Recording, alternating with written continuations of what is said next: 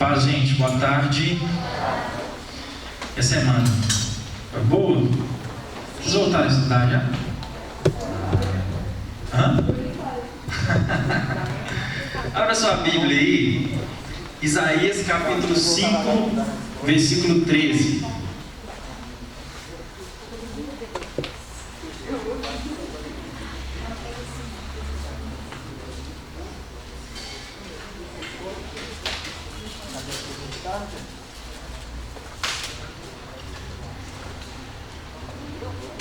Isaías capítulo 5, versículo 13.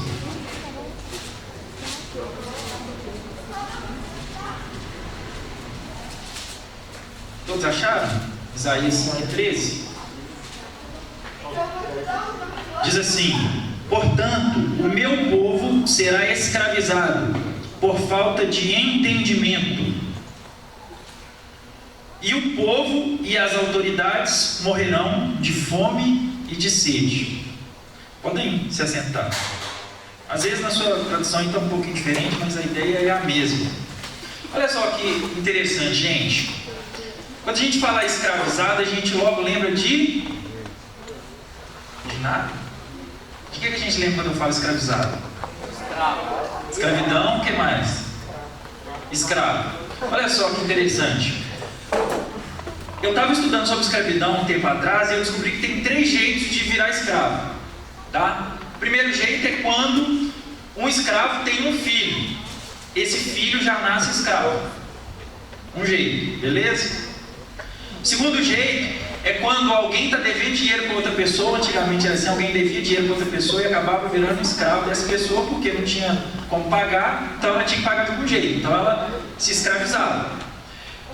E eu acabei, semana passada, estava estudando para a escola bíblica, eu descobri um outro jeito de virar escravo. Na época do feudalismo, as pessoas viravam escravo para poder comer, porque não tinha comida. Então elas se transformavam em escravos dos senhores feudais para poder ter alguma coisa para comer. E tem uma quarta forma de virar escravo, que é o que a gente vai, que é o que esse versículo fala aqui.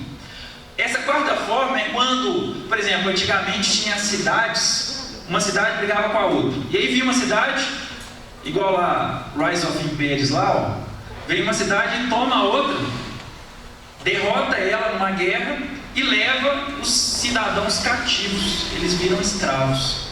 Então, quando se perde uma guerra, geralmente se vira escravo.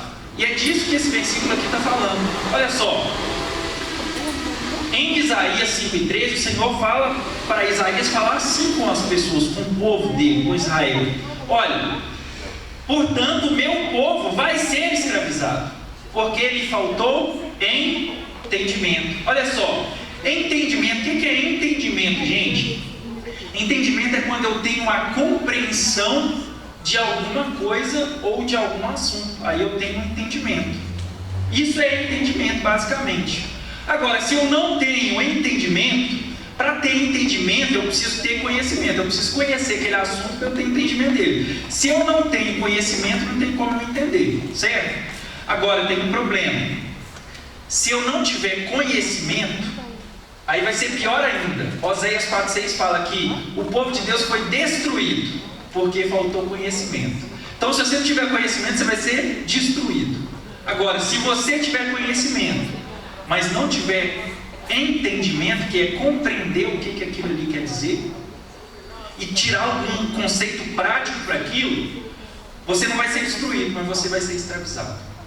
Então, qual que é a pergunta? Por que a gente está aqui na UGAMP falando sobre teoria da evolução? Porque a gente precisa adquirir conhecimento e entendimento. Porque lá na escola, ensino médio, talvez até fundamental, vocês vão estudar sobre teoria da evolução. E vocês vão ter uma cosmovisão, uma visão do jeito deles. Mas aí, cosmo o quê? O que eu falei aqui? Cosmovisão. Que cosmo é? Cosmo o quê? Eu não entendi nada que você falou. Olha só, gente, não é Cavaleiro Zodíaco não, já fiquei de cachorro por causa disso. Mas não é Cavaleiro Zodíaco não. Olha só, para a gente entender cosmovisão, tem alguns conceitos. Por exemplo, tem a cosmogonia. O que é a cosmogonia? Na verdade, antes, cosmologia. A cosmologia é a área da ciência, da astronomia, que estuda cosmos, é o universo, tá? No grego, cosmos é o universo todo. Então, cosmologia estuda o universo todo. Cosmogonia, não é agonia não, é cosmogonia. Cosmogonia é a área, aquelas teorias, sejam elas míticas, científicas ou religiosas, que estuda como que o universo surgiu. Isso é cosmogonia. E cosmovisão. Cosmovisão é como uma pessoa acredita que o universo foi criado. Qual que é a visão que uma pessoa tem acerca da criação do universo. Isso é cosmovisão, tá? Então, lá na escola nós vamos ter uma cosmovisão, tá? Acontece que nessa cosmovisão que a gente vê na escola, a gente vê diversas teorias. Olha só, vocês vão ouvir falar, talvez já tenham ouvido falar, naturalismo, evolucionismo, darwinianismo, seleção natural, evolução teísta ou evoteísmo, criação, criacionismo, criacionismo científico, criacionismo religioso, criacionismo bíblico. Tudo isso são teorias acerca de cosmovisão, ou seja, de como o universo foi criado. Agora, quando a gente fala teoria da evolução, a gente logo pensa que é a correta, não é isso mesmo? Por quê? Porque aqui é mais debatida. Mas você sabia que nem toda teoria, por que a gente acha que a teoria da evolução é a mais adequada? Porque é a única que a gente estuda na escola, na verdade, quase. Mas olha só, nem toda teoria, e talvez também porque tem teoria no nome, né? Teoria da evolução. Então alguma coisa, teoria lembra ciência, sim, então deve ser mais científica. Mas olha só, nem toda teoria, por mais que ela apresente um raciocínio lógico, é verdadeira. Você quer ver um exemplo? Tem um filósofo grego que chamava Zenão, ou Zenon. E ele fez uma teoria que parece completamente lógica, mas ela é falsa. Quem aqui mora mais perto da igreja? Raíssa, é verdade. Quantos metros, Raíssa, já contou? 300 metros. Pela teoria do Zenão, mais ou menos a imagem ali, ele usou Aquiles com a tartaruga, mas eu vou trazer para o nosso contexto. A Raíssa poderia sair daqui da igreja para ir na casa dela e ela nunca ia chegar na casa dela. Não faz sentido, né? Mas olha só, vou apresentar o raciocínio lógico dele. Para chegar na casa dela, ela teria que andar metade do caminho, certo? E depois?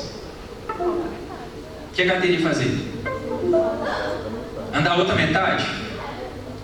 Mas olha só, para andar a outra metade, primeiro ela teria que andar metade da metade. E quando ela andasse metade da metade, ela ainda ia ter que andar mais metade da metade.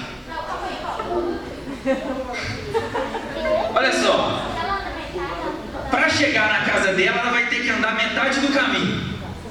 Certo? Ah, beleza, então ela andou metade, só falta outra metade.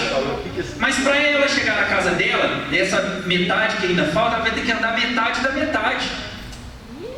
E quando ela andar essa outra metade da metade, ainda vai faltar metade da metade da metade. Se a gente for seguir por essa linha de raciocínio, ela nunca vai chegar na casa dela. Não é mesmo? Porque sempre vai ter uma metade. Mas é o que acontece na prática? Não. A verdade é que, eu lembro que na faculdade a gente brincava assim, na teoria, não existe diferença entre a teoria e a prática. Ou seja, aquilo que está escrito e aquilo que eu faço não tem diferença nenhuma. Mas na prática, na hora que eu vou fazer, tem diferença. Então, essa teoria, por mais lógica que ela pareça, ela não é uma teoria, ela tem um raciocínio lógico, não tem? Mas é uma teoria que não é verdadeira. Então, nem toda teoria, ela é verdadeira. A gente tem que entender isso. Então, olha só, vamos lá. Gênesis 1:1 diz assim: no princípio, criou Deus o céu e a terra. Pergunta: qual é a sua cosmovisão, ou seja, qual é a visão que você tem acerca da criação do universo? Você acha que o que está escrito na Bíblia é algo meramente poético acerca da criação? Porque tem alguns teólogos que acreditam que o que está escrito na Bíblia, Gênesis 1 e capítulo 1 e capítulo 2, é mais uma questão poética, que demonstra poeticamente o que Deus... É uma poesia e não a realidade. Qual que é a sua cosmovisão acerca disso? O que você pensa acerca da criação? Qual que é a sua cosmovisão? Você acredita? Pergunta: você acha que faz mais sentido Gênesis 1 e 1 ou o Big Bang e a teoria da evolução? Para você, o que faz mais sentido? Pode ser sincero. Um de cada vez. Um de cada vez para não gerar conflito. O que faz mais sentido para você? A teoria da evolução e a teoria do Big Bang? Ou o que está escrito em Gênesis? Vou ajudar vocês. O que parece mais sentido? Big Bang e a teoria da evolução? Ou o que está escrito em Gênesis 1? Por quê? Tá bom. Então vamos lá, The Big Bang Theory. Certo? Vamos lá. O que a teoria do Big Bang afirma? Você sabe? Quem já estudou? Que o universo foi criado a partir de uma grande explosão. Não é isso mesmo? Olha só. Se tem explosão, tem como uma bola de gelo explodir? A bola de gelo está lá quietinha na dela. Ela explode? Não. Se a gente fala de explosão, a gente logo lembra de fogo, calor, essas coisas, não é? Então, olha só, e faz sentido realmente. Teve uma grande... Para ter aquela energia, teve que ter uma explosão. E não tem explosão sem fogo, essas coisas. Calor. E existe uma área da ciência que estuda fogo, calor. É chamada de termodinâmica. E a termodinâmica é uma área muito conhecida da ciência, da física, porque ela é tão conhecida, mas tão conhecida, que ela já não chama mais teoria, ela chama leis da termodinâmica. Olha só que interessante. Você sabe a diferença entre lei e teoria? Pergunta: na escola nós aprendemos a teoria da gravidade? Não. Por quê? É a lei da gravidade, não é? Olha só. Primeiro eu faço uma observação. Observo as evidências. Aí depois eu formulo uma hipótese. E quando eu começo a formular a hipótese, eu posso então formular uma teoria. E quando a teoria é confirmada diversas vezes, sempre ocorre daquela forma, então vira uma lei. Por que então nós não estudamos a lei da evolução? Porque foi comprovada a teoria. Ainda é só uma teoria. Entenderam? Então, pela lei, então qual que tem mais validade? A lei ou a teoria? A lei. Então, pela lei da termodinâmica, que trata calor, se a teoria do Big Bang tem explosão, então lida com calor também, não é? Então, a lei da termodinâmica tem que estar dentro da teoria do Big Bang. Não é a mesma coisa? As duas não falam de calor? Tem que estar, não é? Agora, olha que interessante. Pela primeira lei da termodinâmica, a energia que existe hoje no universo, ou seja, em mim, em vocês, no planeta, nas estrelas, nas moléculas, nos átomos, somando toda essa energia, tem que ser exatamente a mesma energia que tinha no ato da criação do Big Bang. E essa energia estava dentro de quê? Olha só, o que eu vou falar faz muito sentido. Pensa comigo se isso faz algum sentido lógico. Estava dentro de uma partícula do tamanho de um próton. Você sabe o que é um próton? Qual é o tamanho de um próton? Você sabe quanto que é um metro? Quem aqui tem um metro? Não, ninguém tem um metro. Pega um metro, tá bom? Divide um metro por 1000. Você vai ter 1 milímetro, certo? Aí você pega 1 milímetro, divide por 1000. Você vai ter 1 micrômetro. E aí você pega 1 micrômetro e divide por 1000. Você vai ter 1 nanômetro. E aí você pega 1 nanômetro e divide por 1000. Você vai ter 1 picômetro. E aí você pega o picômetro e divide por 1000. Você vai ter o femtômetro. Aí você pega 2 femtômetros, soma eles, e aí isso é o tamanho de um átomo.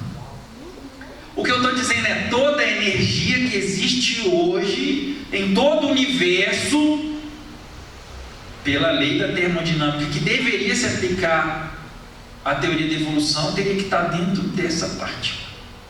Aí ela explodiu. Faz sentido? Não. Bem, tá bom, mas vamos lá. Pergunta: você tem um corpo quente, um gelo, tá? Um cubo de gelo, e do lado do cubo de gelo você tem uma xícara de café quente. Ok? Se você coloca os dois dentro daquela caixa de isopor, o que vai acontecer? O calor do cubo de gelo vai passar para o café? O que vai acontecer? Mas por quê?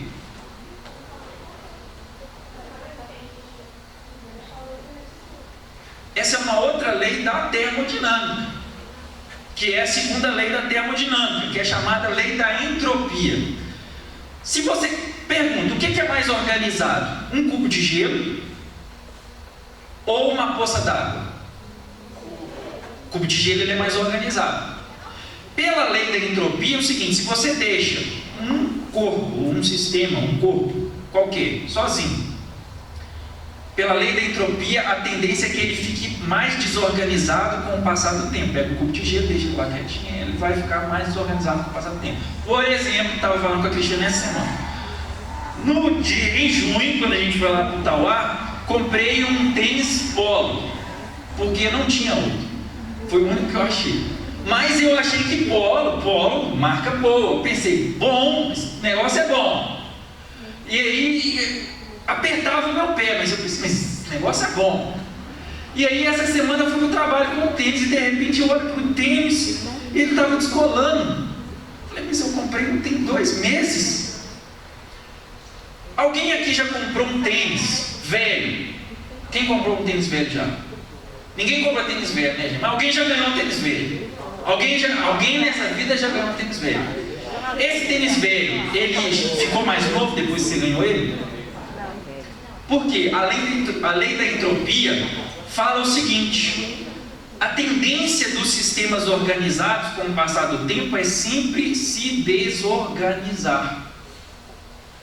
Então não tem como uma coisa era toda desorganizada e ela ficar organizadinha se ninguém vir ali e colocar as coisas no lugar. O seu sapato não vai corrigir sozinho. Mas é possível que você deixe ele lá. Aconteceu isso comigo. Comprei um sapato, lá, não dou sorte com tênis. Comprei um sapato era Fila? Fila. Nunca andei com o negócio. E aí um dia cismei, vou fazer caminhada. Eu andei 2 vezes com o sapato. E aí na hora que eu estava no final da caminhada, na segunda vez, de repente eu estou andando e a língua, essa parte aqui, a sola dele começa a ficar tipo uma língua de cachorro assim.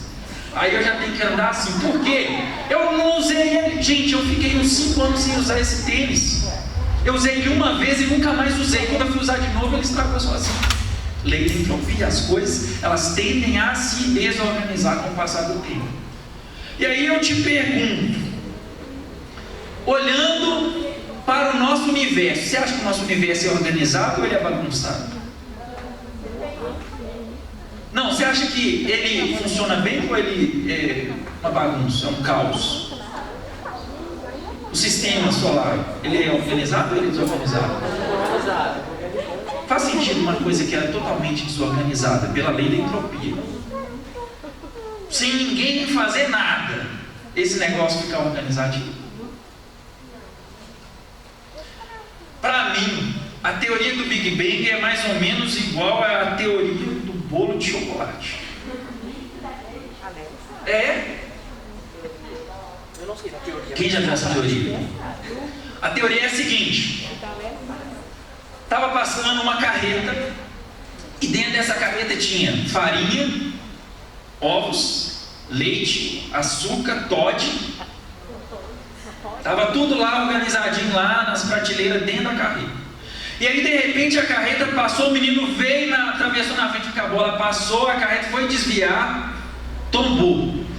Enquanto a carreta estava tombando, os ovos quebraram, misturou com a farinha, açúcar veio em cima, aí na outra rolada misturou mais um pouco, e aí veio o Toddy, a carreta explodiu, o bolo assou, o bombeiro veio apagar o fogo, viu aquele bolo todo enfeitado lá, pegou e colocou na porta da sua casa, porque a carreta tomou na porta da sua casa. Faz sentido? Mas é o que a teoria do Big Bang afirma sobre a criação do universo. Faz sentido? Ok. Até aqui, gente, repara o seguinte: nós não estamos falando de religião, nós estamos falando de ciência. Entendam o seguinte: a ciência, ela existe para ser questionada. Se uma ciência não pode ser questionada, ela não é uma ciência, ela é um dogma, uma religião. Entenderam? Se a ciência não puder ser questionada, ela deixa de ser ciência e passa a ser um dogma, uma religião. Então nós temos que ter esse entendimento. Nós estamos aqui na aula, o que a gente tem que fazer? Ah, beleza, apresenta aí os seus argumentos da teoria da evolução. Mas e isso? E aquilo outro? E isso aqui? Você já pensou por esse lado? Estou questionando. Eu não sou obrigado a concordar com tudo. Eu tenho que questionar. Porque senão deixa de ser ciência e passa a ser religião. Ok? Então vamos lá. Então a gente viu aqui o Big Bang. Por quê? Porque antes de tudo veio o Big Bang. A evolução não veio antes do Big Bang, certo? Primeiro veio o Big Bang, depois veio a teoria da evolução. Vamos lá. Gênesis 2:7. E formou o Senhor Deus o homem do pó da terra, e soprou em suas narinas o fôlego de vida, e o homem foi feito alma vivente. Pergunta, cientificamente falando, o que faz mais sentido? Gênesis 2:7 ou o que afirma a teoria da evolução? Evolução. Ok. Cientificamente, né? Cientificamente, né? Beleza. Taca aí pra mim.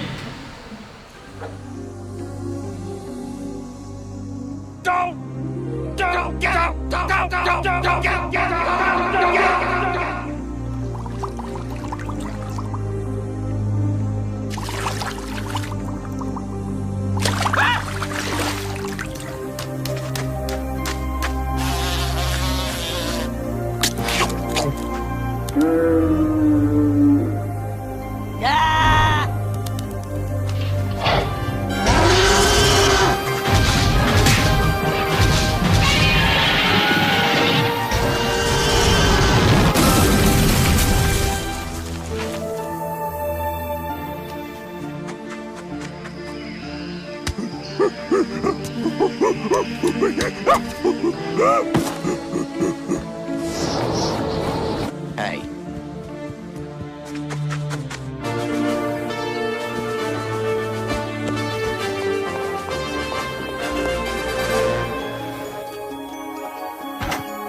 What took you so long? Gente, basicamente é a teoria da evolução. Então tá, o que afirma a teoria da evolução? Passa aí pra mim, por favor, Diogo.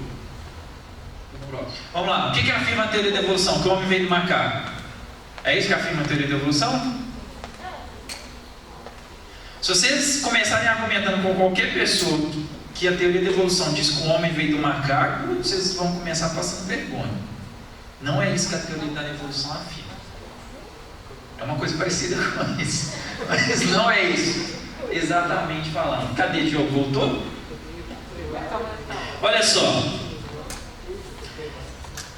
Um dos pais da teoria da evolução, na verdade, do darwinianismo, naturalismo, seleção natural e tal, é o Charles Darwin.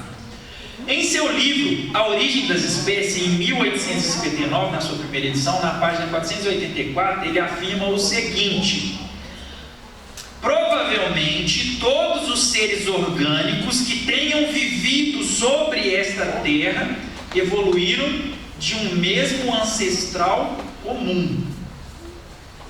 O que a teoria da evolução diz? Que o homem veio do macaco? Não. Mas ela afirma que tanto o homem quanto o macaco vieram de um mesmo ancestral comum. É isso que afirma a teoria da evolução. Ou seja, pega Gênesis quando fala que o homem formou lá Deus, que Deus formou o homem lá do pó da terra, joga isso fora.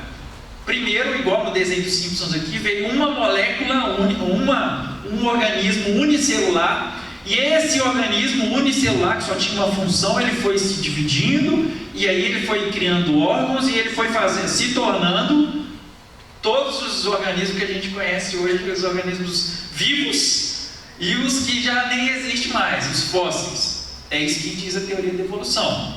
Agora, olha só. Basicamente, se a gente for pegar ao pé da letra, a teoria da evolução explica como a variedade de organismos vivos e fósseis que nós conhecemos vieram de um único organismo unicelular. É isso que a teoria da evolução afirma. Agora, como que acontece a evolução? Vocês já pararam para pensar nisso? Pela teoria da evolução, como que aconteceria a evolução? Por meio... Beleza, tá, veio de um, mas como? Pergunta lá, como que isso aconteceu? Como que isso foi? Através de alguns mecanismos. Um desses mecanismos é o que nós chamamos de seleção natural. O que a seleção natural fala? Basicamente, a seleção natural afirma que aquele organismo melhor adaptado, ele sobrevive, e aquele que é pior adaptado morre. Então, só aquele organismo melhor adaptado é que vai passando as informações genéticas dele para frente. Tá bom, ok. Agora, se a seleção natural se aplica à teoria da evolução, faz sentido a seleção natural? Isso que eu falei faz sentido para vocês? Da seleção natural, só aquele melhor adaptado sobrevive? Faz sentido? Vamos pensar no seguinte: pega um cachorro quente, leva ele para o Polo Norte, e pega um husky siberiano e também deixa ele lá no Polo Norte. Qual dos dois vai sobreviver? Por quê?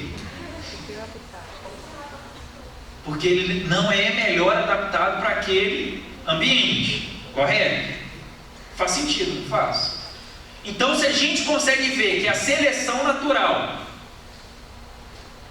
mais ou menos é o seguinte: pega os filhotes de pinche, tá? Leva um casal de pinche para lá e um casal de husky siberiano, ok? De alguma forma, sei lá como, teve um cruzamento entre o pinche e o husky siberiano. Não me perguntem como. No final das contas, se a gente falar daqui a alguns anos, a gente só vai ver os filhotes de quem sobreviveram? Do husky. Mesmo aqueles filhotes mais ou menos vão morrer. Não é isso mesmo? Porque a seleção natural vai fazer isso. Porque eles estão melhores adaptados para aquele ambiente. É isso que diz a seleção natural. Então, se eu consigo aplicar a seleção natural na teoria da evolução, eu posso provar que a teoria da evolução é verdade. Ok? Então vamos lá. Beleza. Charles Darwin estava lá na ilha de Galápagos e ele observou essa questão da seleção natural em uns pássaros chamados tentilhões. E ele observou que alguns pássaros eles eram melhores adaptados ao ambiente dele lá naquela região lá da ilha de Galápagos. O bico deles era diferente, de acordo com o tipo de alimento que ele comia. Tá vendo ali os bicos? É o mesmo pássaro, tentilhão, mas os bicos são diferentes, eles se adaptaram. Agora, são todos dentilhões. Não são? Sim. Tem algum cachorro ali? Macaco? Não, são todos dentilhões. Ou seja, a adaptação ela aconteceu? Aconteceu. Mas não a ponto de transformar um organismo de um ser de uma espécie em outra espécie. Foi uma adaptação, uma microevolução.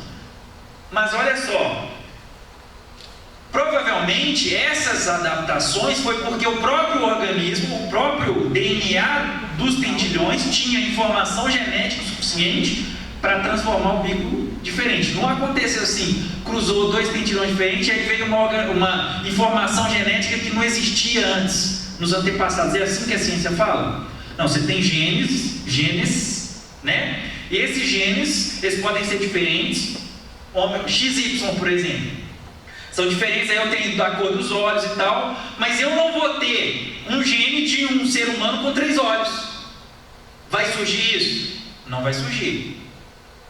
Então, são microevoluções, porque são adaptações pequenininhas para que realmente a seleção natural ocorra. Tá bom, mas qual seria então, além da seleção natural, o outro elemento, um dos principais elementos que permite a gente ter uma noção da evolução, ou seja, permite a evolução acontecer? Qual que é o outro elemento? O outro elemento, quem gosta da Marvel vai saber, é a mutação.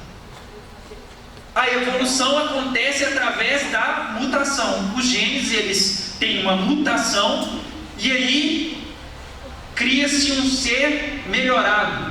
Não é isso mesmo que aconteceu lá no Homem-Aranha? Tá, bem, como todos nós sabemos, se você for picado por uma aranha radioativa, o que vai acontecer com você? Morrer. Possivelmente. Vou virar uma aranha. Você não vai virar um Homem-Aranha, você vai morrer.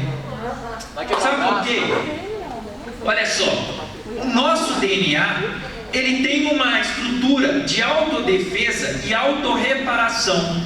Se o nosso DNA de alguma forma começar a mudar, ou seja, sofrer mutação, ele tem um mecanismo de autocorreção. Eu queria ter uma guitarra desse jeito, já falei com os meninos. Porque a gente está tocando violão e de repente o violão ele sempre vai desafinando. Eu falei, gente, podia ser bom se o violão ele fosse se autoafinando. Ele vai desafinando e aí sozinho ele aperta, mas isso não acontece. Mas o nosso organismo, o organismo humano e o DNA em geral dos seres vivos, ele tem um mecanismo de autorreparação. Se ele começa a sofrer uma mutação, ele mesmo se autorrepara. Quando ele não consegue fazer isso, o que acontece? Câncer. Câncer é um tipo de mutação. Pergunta, o câncer é bom ou é ruim? É uma mutação que possivelmente vai levar o ser vivo à morte. Geralmente, mutação vai levar o ser vivo à morte. Algumas vezes pode acontecer de ter algumas mutações que não vai fazer aquele negócio, não fede nem cheira.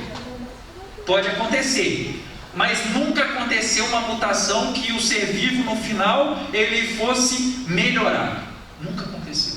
Então, aquela teoria dos X-Men que ia te dizer se você acredita lá no Stan Lee é mentira. Não. Você não vai virar o X-Men nunca. A tendência é sempre que, se você sofrer uma mutação, ou ela vai deixar ficar no 0 a 0, não vai fazer nada de ruim nem de bom com você, ou ela vai ser em detrimento do ser vivo. É isso que a mutação faz. Agora, olha só. A teoria da evolução, pela teoria da evolução, a gente pode, ela afirma que as aves vieram dos répteis, certo?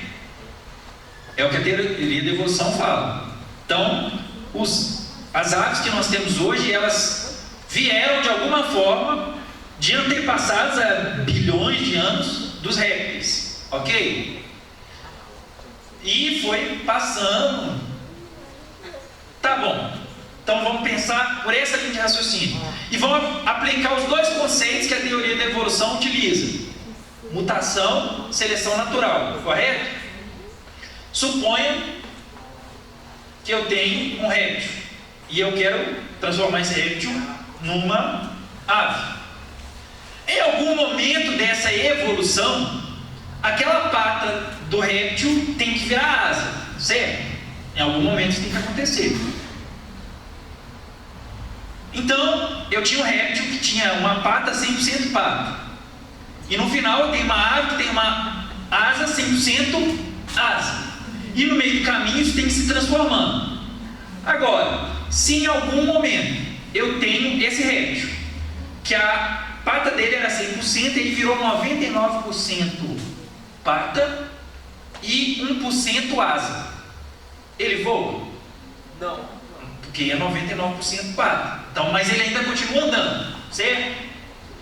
Vai chegar em algum momento que eu vou ter um ser que como é que eu chamo isso? Patasa dele é 50% pata, 50% asa. Possivelmente ela não vai andar e nem vai voar. Não é isso mesmo? O que a lei, o conceito, a teoria da seleção natural faz nesse caso?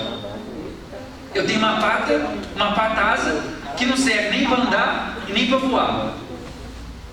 Vai passar para frente? Então, tudo bem, mas ele vai conseguir se reproduzir? Passar os genes dele para frente?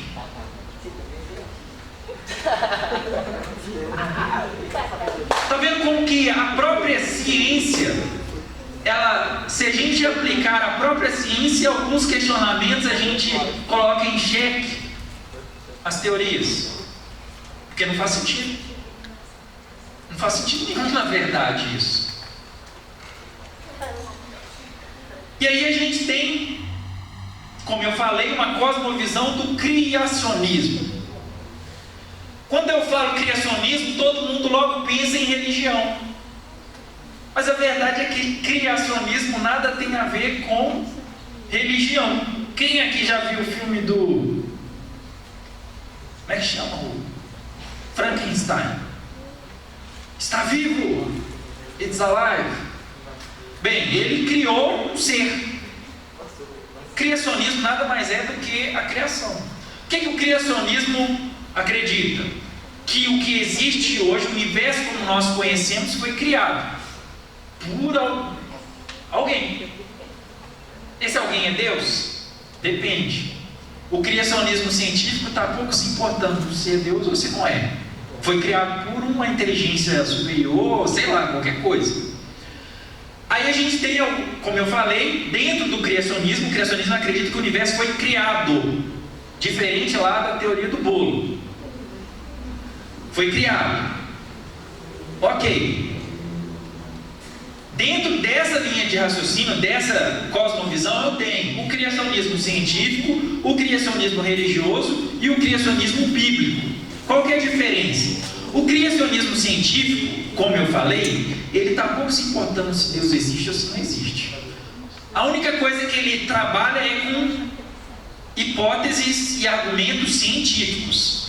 E ele quer cientificamente provar que o universo, como nós criamos, como nós conhecemos, foi criado por algo ou alguém, tá? Ele não tem implicação, tipo assim, ele não busca saber se foi Deus, se foi nada, mas só que ele tem implicação religiosa.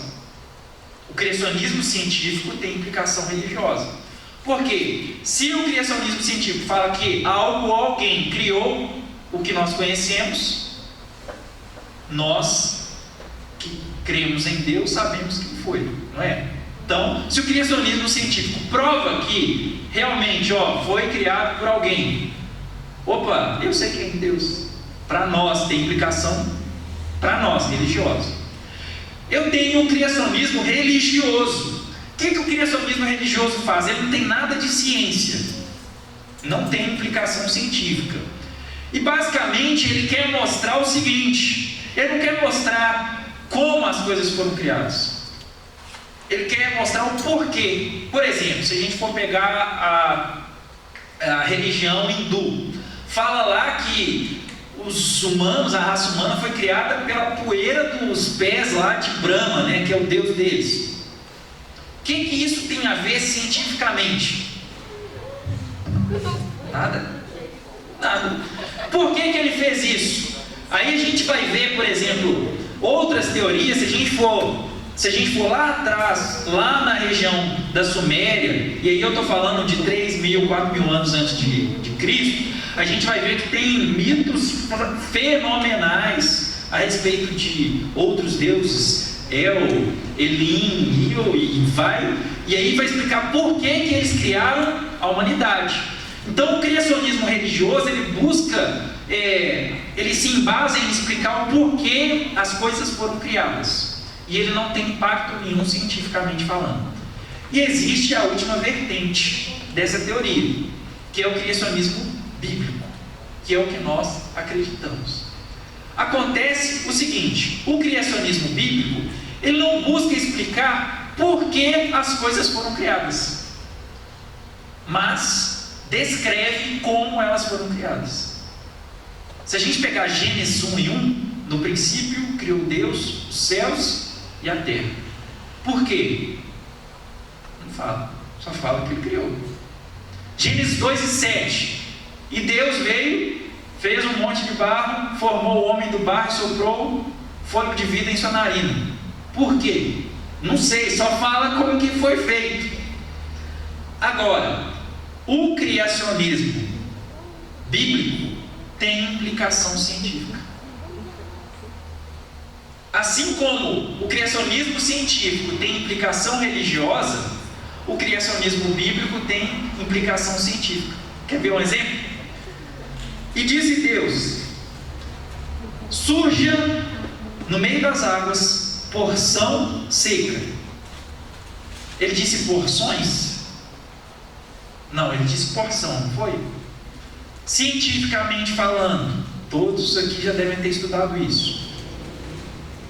Lá atrás na geografia,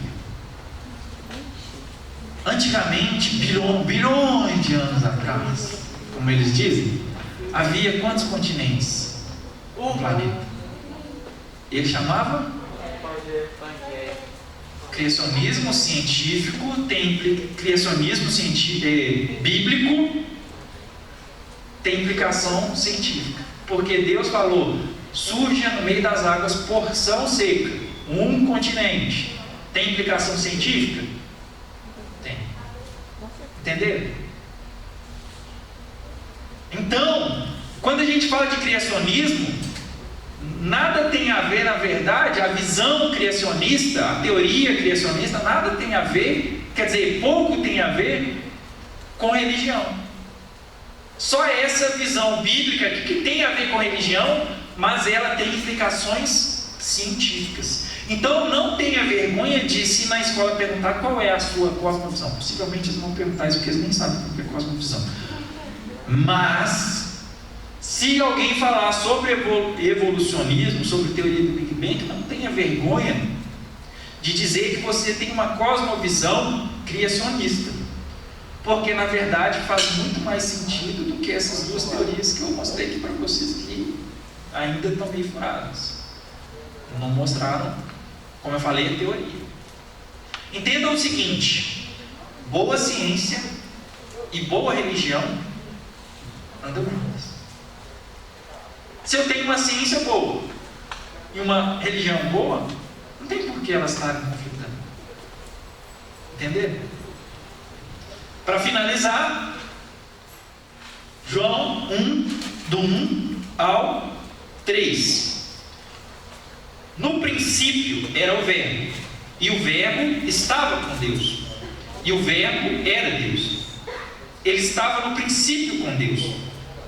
Todas as coisas foram feitas por Ele, e sem Ele, nada que foi feito se fez. Não tenha vergonha da sua cosmovisão. Não tenha vergonha do que está escrito na Bíblia. Não tem nada absurdo escrito em Gênesis. Cientificamente falando, não tem nada absurdo. Agora, há algumas visões distorcidas, como eu falei, algumas teorias, que às vezes estão dentro da igreja, que é o que a gente chama de evoteísmo. O que é o evoteísmo? O evolucionismo teísta. Ele acredita que Deus criou tudo. Através da evolução. Gente, a evolução, a ciência não comprova a evolução. Eu mostrei para vocês, a ciência não comprova a evolução, é uma teoria. Se a ciência comprovasse a evolução, não seria teoria, seria lei. A lei da evolução. Mas não é. A lei do Big Bang. Não é. É teoria. Você acha que Deus ia formar, criar o universo com base numa teoria meio fajuta? Não tenha vergonha do que está escrito na Bíblia. Não tenha vergonha de discutir com alguém. Alguém vai falar assim, mas se alguém falar assim, eu sou criacionista. Qual igreja que você é? Não importa. É a minha cosmovisão. E eu te mostro cientificamente que faz mais sentido. Eu preciso ter menos fé para acreditar no criacionismo do que para acreditar no evolucionismo. Como eu falei, lembra do bolo?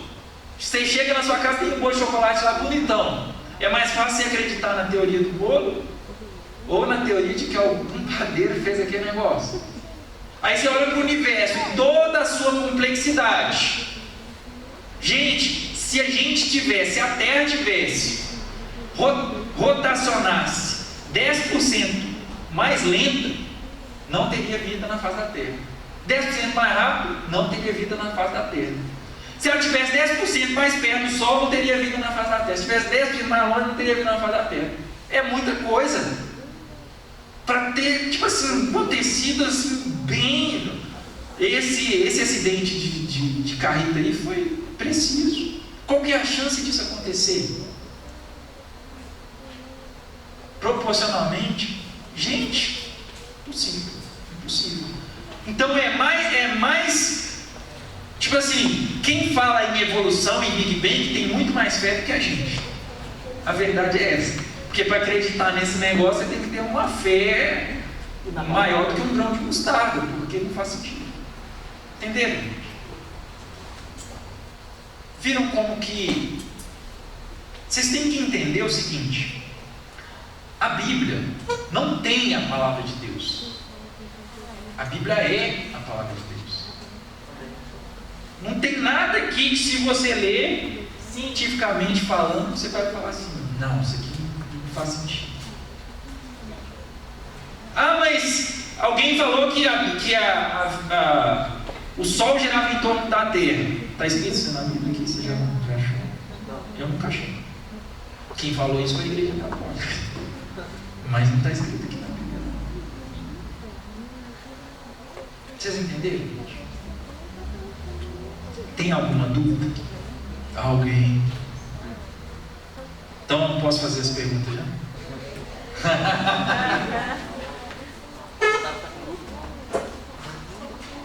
Hã? Posso?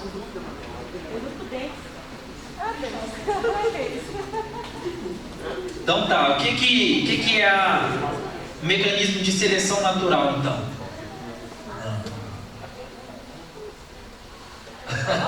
Pode falar lá,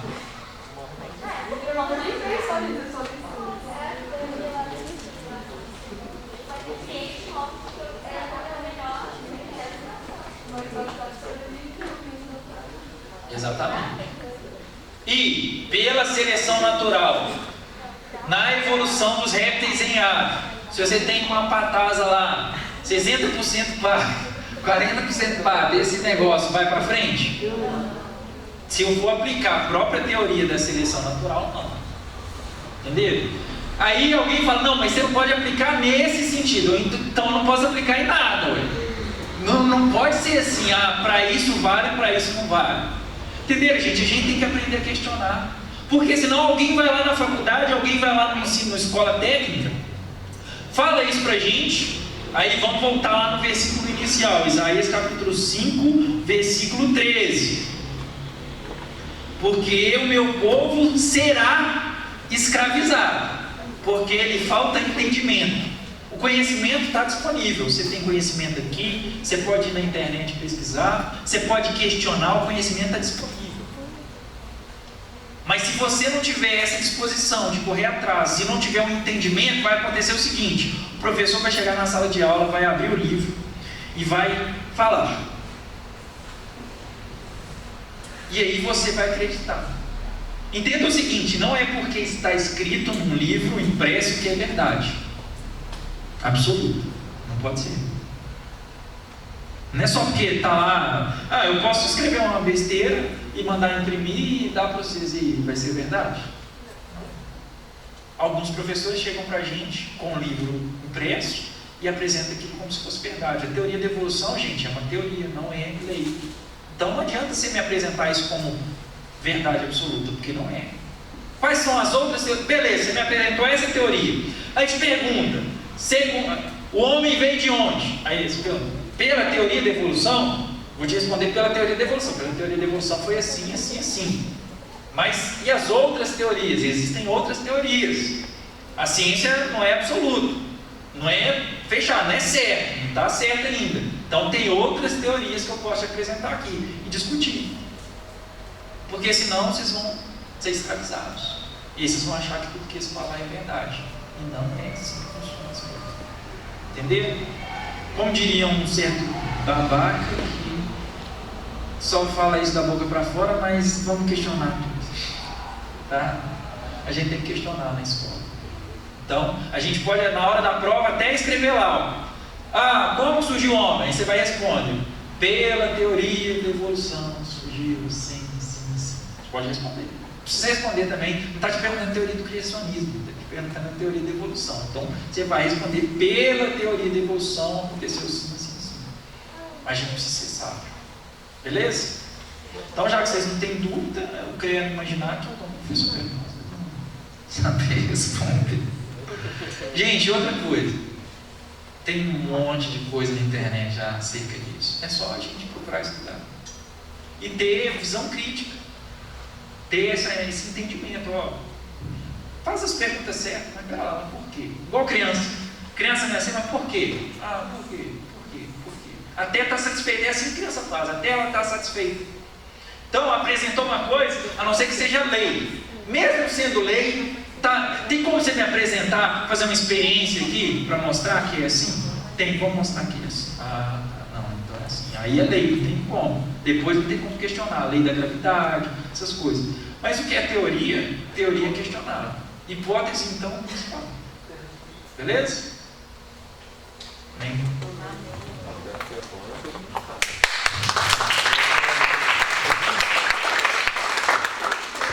Todo mundo sabe.